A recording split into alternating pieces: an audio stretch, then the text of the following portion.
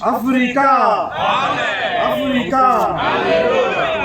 Ichaverenga mirayiro yaMwari negumi. Kitova la mlayo ya mudimu 10 commandments. Exodus 20. Exodus 20. Baba verse 1. Kutamo verse 1. Ndino Mwari wakataura mashoko awa ose akati.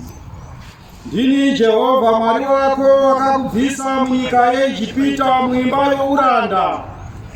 Usava na vamwe vamwari kunze kwangu.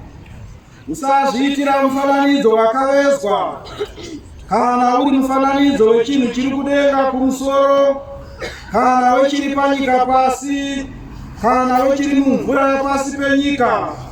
Usapfugamira izvozvo kana kuzvishumira, nokuti ini Jehovha Mwari wako ndiri Mwari une godo, ndinorova vana nokuda kwezvivi zvamadzibaba avo, kusvikira kurudzi rwechitatu norwechina rwavanondivenga, ndichiitira nyasha vane zviuru zvamazana vanondida, vanochengeta mirayiro yangu.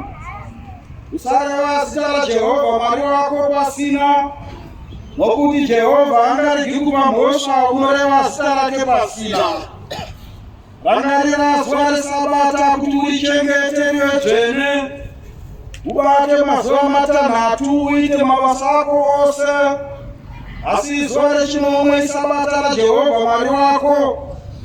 Usatongobata mabasa naro, iwe kana mwanakomana wako, kana mwanasikana wako, kana muranda wako, kana murandakadzi wako, kana zvipfuwo zvako, kana mwene wako uri mukati mamasuo ako. Nokuti namazuva matanhatu Jehovha wakaita denga napasi, negungwa, nezvose zviri mukati mazvo, akazorora nezuva rechinomwe. Naizvozvo Jehovha wakaropafadza zuva reSabata akariita dzvene. Kudza baba vako namai vako, kuti mazuva ako ave mazhinji panyika yaunopiwa naJehovha Mwari wako.